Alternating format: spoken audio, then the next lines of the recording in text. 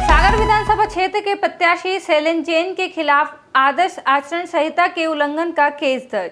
बिना अनुमति के हुए आयोजन में मतदाताओं को गिफ्ट बांटने का मामला। नमस्कार, मैं वैशाली नो फिकर में आपका स्वागत करती हूं।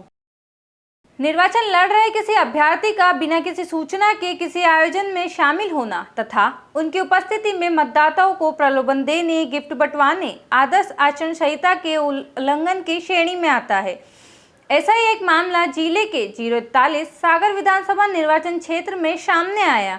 5 नवंबर 2023 को साहू धर्मशाला में हो रहे एक कार्यक्रम में पहुंची निर्वाचन मामले की जांच टीम ने पाया कि प्रत्याशी शैलेंद्र जैन की उपस्थिति में कार्यक्रम स्थल पर गिफ्ट पैकेट में बर्तनों का वितरण तथा भोजन की व्यवस्था की गई है, जो यह संदेह उत्पन्न करता है कि मतदाताओं को लुभाने के लिए यह कार्यक्रम किया गया। प्रत्याशी शैलेंद्र जैन का यह कृत्य लोक प्रतिनिधित्व अधिनियम 1951 की धारा 125(1) के तहत भ्रष्ट आचरण की श्रेणी में आता है। इसकी शिकायत रिटर्निंग अधिकारी सागर विधानसभा क्षेत्र द्वारा मोतीनगर थाने में की गई। विवेचना के पश्चात भारतीय दंड संहिता की धारा 141B एवं आरपीसी की धारा 144 का उल्लंघन होना पाया गया, जिसके फलस्वरूप आईपीसी की धारा 178 एवं सुसंगत धाराओं के तहत विवेचना कर कार्रवाई की जा रही है। रिटर्निंग अधिकारी के संपूर्ण प्रतिवेदन के आधार पर थाना मोतीनगर द्वारा शैलेंद्र जैन भाजपा प्रत्याशी एवं कार्यक्रम के आयोजक के विरुद्ध अपराध क्रमांक 178, 181B भारतीय दंड संहिता एवं धारा 125(1) लोक प्रतिनिधित्व अधिनियम 1951 के तहत अपराध पंजीकृत कर विवेचना में लिया गया। सागर विधानसभा क्षेत्र के रिटर्निंग अधिकारी द्वारा मोतीनगर क्षेत्र के फ्लाइंग स्क्वाड मजिस्ट्रेट को उक्त कार्यक्रम के बिना किसी पूर्व सूचना के आयोजन होने तथा आदर्श आचरण संहिता का उल्लंघन संबंधित प्रतिवेदन भेजा गया, जिसमें थाना प्रभारी मोतीनगर को प्रत्याशी एवं आयोजक के विरुद्ध आदर्श आचरण संहिता उल्लंघन का प्रकरण दर्ज कर कार्रवाई की जाने हेतु आदेशित किया गया था। प्रतिवेदन में बताया गया कि 5 नवंबर को रिटर्निंग अधिकारी को दूरभाषा पर सूचना प्राप्त हुई कि साहू समाज धर्मशाला में बिना अनुमति के एक कार्यक्रम आयोजन किया जा रहा है, जिसमें लगभग 4000 महिलाएं एवं पुरुष उपस्थित हैं। उक्त सूचना के प्राप्त होते ही मौके पर FST एवं VST दल को रवाना किया गया।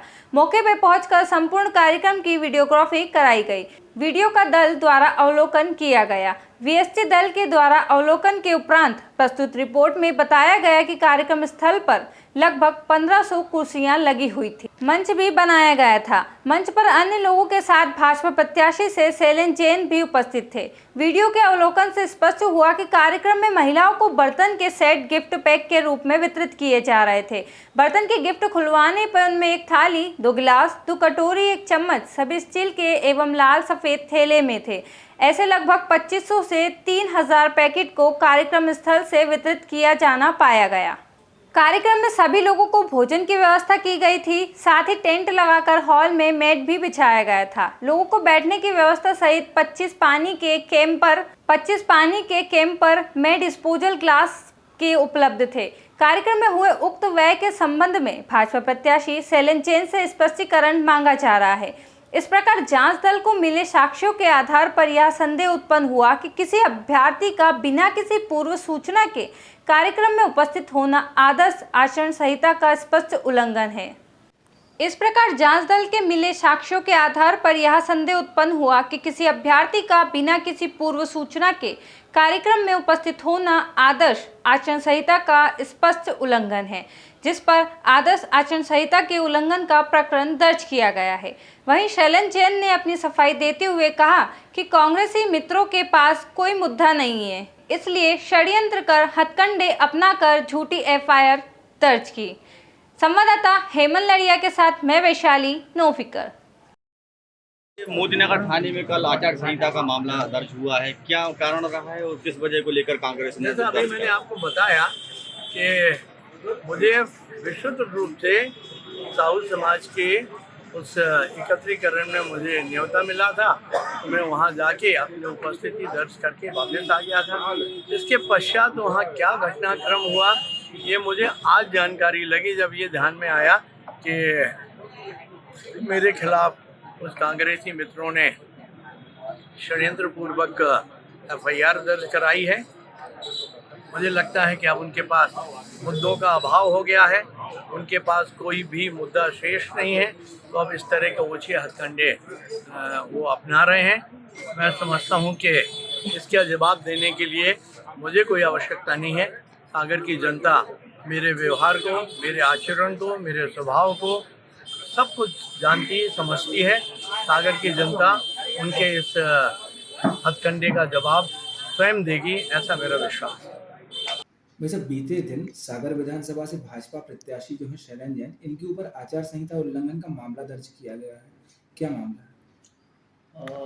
एक्चुअली एक प्रतिवेदन प्राप्त हुआ था ARO ऑफिस से, जिसमें उनके द्वारा ये अवगत कराया गया था कि एक प्रत्याशी विशेष के द्वारा आचार संहिता का उल्लंघन किया जा रहा है। बिना अनुमति के कार्यक्रम आयोजित हो रहा था, उसमें वो शामिल हुए थे, जिसमें ARO के प्रतिवेदन और BST टीम की रिकॉर्डिंग के आधार पर एक प्रकरण थाना मोती नगर में पंजीबद्ध किया गया है, जो आचार संहिता के उल्लंघन से संबंधित है।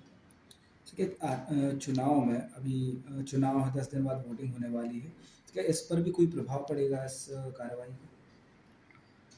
जहाँ भी इस तरह के मॉडल कोड ऑफ कंडक्ट के वायलेशन के या आचार संहिता के उल्लंघन के मामले आते हैं, तो संज्ञान में आने के बाद तत्काल उसमें कार्रवाई की जाती है।